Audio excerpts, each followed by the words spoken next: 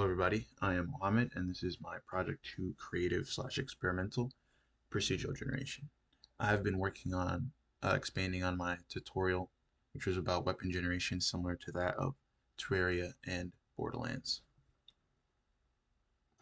Alright, to get right into the demo, if I were to generate a weapon, I'll just explain the creative additions as I stumble across them. But alright, this is one of the many possible generated weapons. Each part is the blade, the hilt, and the handle.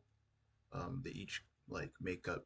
They just make up one weapon, and because there's seven of them in three parts, I'm pretty sure there's 343 different combinations of weapons, which is a lot, but it's nice. It showcases what I need to show. But yeah, as I said, it's three pieces goes into this sword. That was the basic tutorial I ended up with. Um, One of the first creative additions I did was to fix this particle system.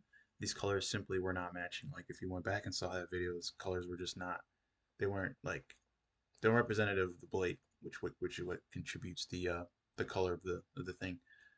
Um, I fixed it to where, well, through debugging, I found that it counts alpha values as well. So there are areas like behind the sword that were counting in the texture, which is kind of throwing off the color. So I fixed that. So if you have a green sword here, you'll get a green particle system, or generate another weapon here.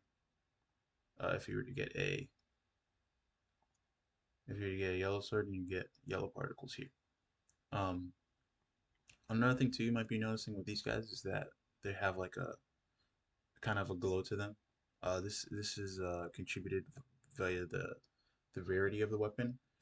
Um, when I cut out these sprites, they each come with a set. So like 512 blade, 512 handle.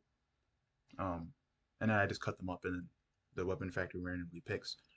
If you have three of the same type, so each of these has like IDs on them. If you have three of the same type, then it's a rare weapon. Two of the same type, it's uncommon, and for all different, then they are just common.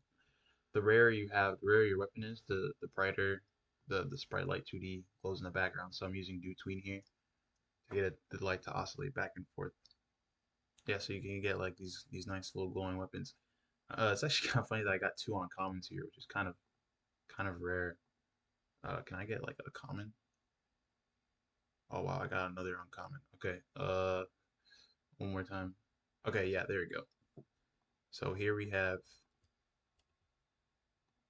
a common sword because all three parts are of a different set. So it's funny that was my fourth one. But anyway, yeah. So the higher the rarity, the higher it glows, which is a cool little effect. And I use Dew Tween. Another creative addition was also just bobbing with Dew Tween. I was looking at ways I could do that, and Dew Tween could do a lot of different things, and this is one of them.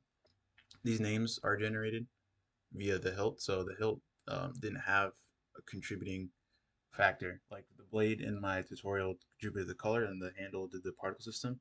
Hilt didn't have anything. So the creative addition for this one was to have names and the hilt contributes that. So each hilt has a set name phrase. So this one is of some place. So it'd be like stored of the, and then it does some like place name. And then another one could be a descriptor. So it uses an adjective instead.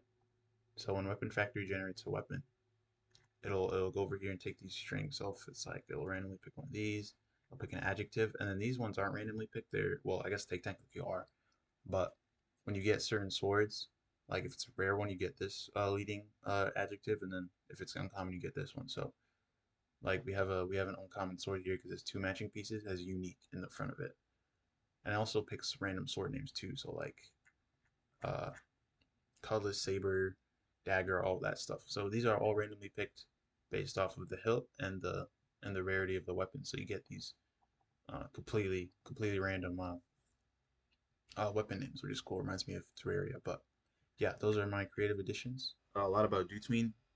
At first, I was trying to use coroutines to get like the bobbing and the light to fade, but Dutween is a very nice tool to use for that.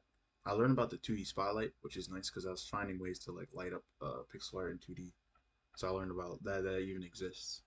And I learned a lot about textures, specifically the get pixel function on a texture, which is to get like RGB values from each pixel, which will let me get those colors.